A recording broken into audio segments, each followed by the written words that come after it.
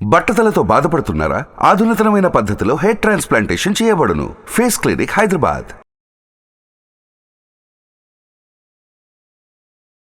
రామ్ ప్రసాద్ గారు ఎప్పటి నుంచో మ్యూచువల్ ఫండ్స్కి సంబంధించిన వీడియోస్ చేస్తున్నాము. చాలామంది ఎస్ఐపి గురించే మాట్లాడుతున్నారు. మ్యూచువల్ ఫండ్స్ అంటే కేవలం ఎస్ఐపి ఒక్కటే కాదు కదా, లంసమ్ కూడా ఉంది. ఎందుకు ఎవ్వరూ కూడా లంసమ్ గురించి పెద్దగా మాట్లాడట్లేదు? లంసమ్ ఇన్వెస్ట్మెంట్ గురించి ఎవరు పెద్దగా ఇన్ఫర్మేషన్ ఇవ్వట్లేదు.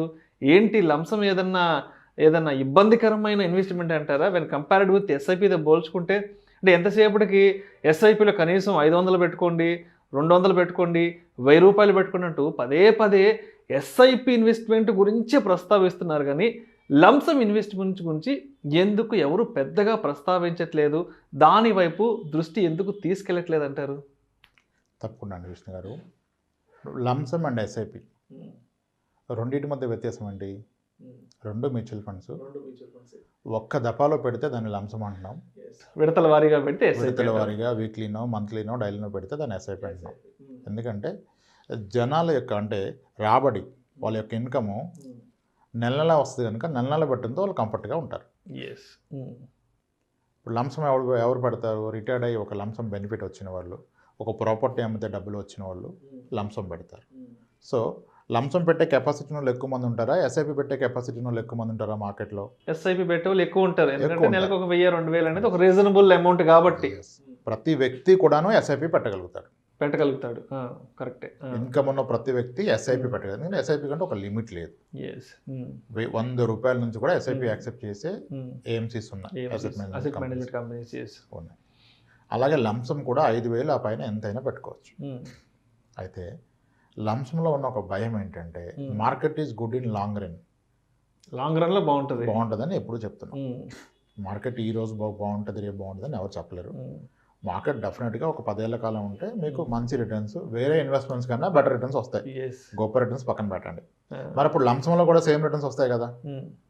కానీ మార్కెట్ ఈజ్ వాలటైల్ అంటాం కదా. అందుకని దీన్ని అందరికీ అర్థమయ్యేదని చెప్పాలంటే లంసం పెట్టాలంటే మీరు కుంభకర్ణుడై ఉండాలి, కుంభకర్ణుడిలాగా ఉండాలి. కుంభకర్ణుడు అంటే ఏంటి?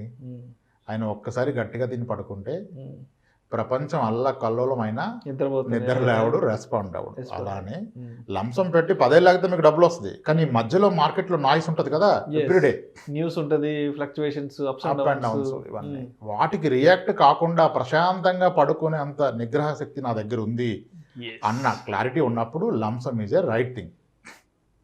అంతేగాని ఒక్కసారి లంసం పెట్టేసి ప్రతిసారి ఎమోషన్ అవుతుంటే కుదరదు. అవదు. ఇప్పుడు నేను 10,000 ఎస్ఐపి చేస్తున్నాను, నెక్స్ట్ మంత్ కల్లా మార్కెట్ 10% కరెక్ట్ అయింది. నా 10,000 రూపాయలు కాస్త తగ్గి 9,000కి వచ్చింది. పెద్దగా పెయిన్ ఉండదు. ఎందుకంటే నెక్స్ట్ మంత్ 10th రోజు నా 10,000 పెట్టినవి కాస్త 9,000 అయిపోతే లాస్ట్ మంత్ ఏమో ఎన్ఏవి 10 రూపీస్ కొన్నాను, ఇప్పుడు మంత్ ఎన్ఏవి 9 రూపీస్లో అవైలబుల్ ఉంది. నేను మళ్ళీ 10,000 పెడితే నాకు యూనిట్స్ ఎక్కువ వస్తున్నాయి. సో నేను హ్యాపీ ఉంటా. ఎస్ఐపి డే వచ్చిన రోజు మార్కెట్ లోలో ఉంటే హ్యాపీ ఉంటా. 2-3 ఏళ్ళకి ఎస్ఐపి చేసిన ప్రతి వ్యక్తి ఎస్ఐపి 10వ తారీఖు ఉంటే మార్కెట్ పడితే బాగు అనుకుంటాడు. ఆయన మార్కెట్ పడితే బెనిఫిట్. ఎస్ఐపికి లంసం పెట్టినంత ఎప్పుడు అనుకోడు కదా. 10 లక్షలు లంసం పెట్టిన అతను 10% పోతే ₹1,00,000 పోయింది. అక్కడికి పర్సంటేజ్లో రెండు సేమ్. కానీ 1,00,000 is big amount. I lost my 1 lakh. 1 crore పెట్టిన వాళ్ళు. అందుకనే లంసం రూపంలో పెట్టాల్సినప్పుడు చాలా జాగ్రత్తలు తీసుకోమని చెప్తారు. ఫస్ట్ ఎమోషన్స్ ని కంట్రోల్ చేసుకునే విధంగా ఉండగలగాలి. 10 ఏళ్ళ పానిక్ అవ్వకూడదు. అందుకని లంసం పెడతానంటే కూడా దానికి కొన్ని సొల్యూషన్ చెప్తారు. ఎలా సార్, మీ మనీ అంతా ఒక లిక్విడ్ ఫండ్లో పార్క్ చేసి ఎస్టీపీ ద్వారా పెట్టండి, సిస్టమాటిక్ ట్రాన్స్ఫర్ ద్వారా మంత్లీ దాని నుంచి ఒక 50,000 లక్ష అలా ఒక 2-3 ఏళ్ళలో పంపండి అని చెప్తారు. కానీ నిజంగా మీకు హోల్డ్ చేయగలిగిన కెపాసిటీ, ఆ మెచ్యూరిటీ ఉంటే లంసమ్ ఈజ్ గుడ్. కుంభకర్ణులాగా ఉండగలిగితే అవుతుంది. కానీ రామానందర్ గారు కుంభకర్ణుడు ఎప్పుడు ఇండియా రాలే కాబట్టి అంత ఈజీ టాస్క్ కాదు అది. ఒక లాస్ట్ రీసెంట్ రిటర్న్స్ చాలా స్ట్రాంగ్గా ఉంటారు మనకంటే. ఏం కాదు సార్, మార్కెట్ పడితే ఏమైతే సార్ మళ్ళీ పెరుగుతుంది పెడతా అంటాడు. కానీ పెట్టాక పడితే అలా ఉండరు. అప్పుడు వాయిస్ స్లో అయిపోద్ది. ఇలా అయిపోయింది ఏంటి సార్ అంటాడు. అందుకని లంసం అనేది చాలా కేర్ఫుల్గా చేస్తుంది. ఎస్ఐపి ఓకే, లంసం కనుక కుంభకర్ణుడు అనుకుంటే ఎస్ఐపి ఏంటి? ఎస్ఐపి అనేది వానర సైన్యం. ఈ సైన్యాన్ని అంత పెంచుకోబట్టే వారధి కట్టగలిగారు. శ్రీరాముడు అంతటోడు లంకకు చేరుకోవాలంటే వానర సైన్యం కదా వాళ్ళది నిర్మించింది. సపోర్ట్ ఇచ్చింది. అంటే మీ ఆర్థిక లక్ష్యాలు ఛేదించాలంటే ఎక్కువ కాలం పాటు మీరు ఎస్ఐపి చేస్తూ పోవాలి, మీ సైన్యాన్ని పెంచుకుంటూ పోవాలి. అప్పుడు లక్ష్యాలు మీరు ఛేదించగలుగుతారు. ఓకే, సో ఎస్ఐపి అనేది డిసిప్లిన్డ్గా మందు పెట్టుకోవాల్సింది. లంసం అనేది పట్టడానికి 100 సార్లు ఆలోచించాలి, మిమ్మల్ని మీరు క్రాస్ చెక్ చేసుకోవాలి. ఎస్ఐపి పెట్టిన వ్యక్తి రేపు ఇబ్బంది వస్తే ఎస్ఐపి ఆపేసుకోవచ్చు కదా. 10,000 ఒప్పుకున్నాడు, 3 నెలలు నడిచింది, 4 నెలలు ఇబ్బంది ఉంది, ఆపేసుకోండి. లేదు 10,000 అవ్వట్లేదు సార్, 5,000 చేస్తారు, చేసుకోండి. ఇదేం ఇన్సూరెన్స్ పాలసీ కాదు కదా. మీరు ఎలా తగ్గిస్తారు ప్రీమియం, ఇప్పుడు ఆ పాలసీ అవ్వదండి చెప్పండి. కాదు. లేదు సార్ నాకు ఇబ్బందిగా ఉంది, 3 నెలలు ఆపుతాను, ఆపుకోండి. ఎవరు వద్దన్నారు?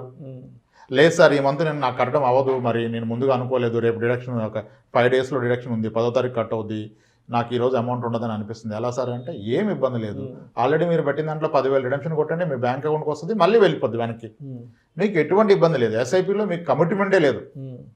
నిజానికి ఎస్ఐపిలో మీరు ఎక్కడ లాక్ అవుట్లా, యూ హ్యావ్ నో కమిట్మెంట్. ఇంత మొత్తమే పెట్టాలా, 10 ఏళ్ల పాటు ఇది కొనసాగించాలి, ఎలా కొనసాగిస్తారు? 10 ఏళ్ల పాటు ఎలా ఉంటుందో మీకు తెలియదు కదా.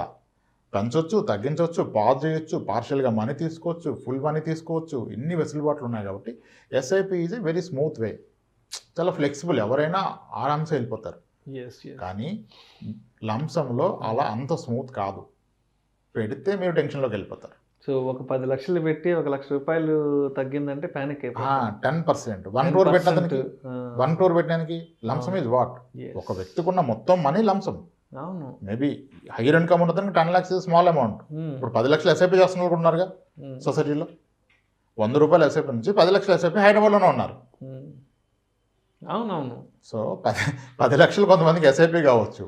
అది మీకెంత, ఆ లంసం మీ లైఫ్లో ఎంత పెద్ద రోల్ ప్లే చేస్తుంది అనే దాన్ని బట్టి. నాకేమీ ఇష్యూ ఉండదు, దీంతో నాకు పెద్దగా ఏమి ఇబ్బంది లేదండి, ఒక 20 లక్షలను పెట్టి మర్చిపోగలనంటే మీరు పెట్టచ్చు. కానీ ఈ 20 లక్షలు నా చివరి సంపాదన అండి, నా రిటైర్మెంట్ బెనిఫిట్ అండి, ఇది పెట్టొచ్చా అంటే ఎస్, మీరు ఆలోచించాలి. అంటే దానికి కూడా అనుగుణంగా ఉన్న స్కీమ్స్ ఉన్నాయి. ఈక్విటీలో పెట్టకూడదు, డెట్లో పెట్టాలి, బ్యాలెన్స్డ్ ఫండ్లో పెట్టాలి, గిల్ట్ ఫండ్లో పెట్టాలి, క్రెడిట్ రిస్క్ ఫండ్లో పెట్టాలి, లో డ్యూరేషన్ ఫండ్లో పెట్టాలి, ఇలా 100 రకాలైన స్కీమ్స్ ఉన్నాయి. అంటే లంసంకి డిస్కషన్ ఎక్కువ జరగాలి.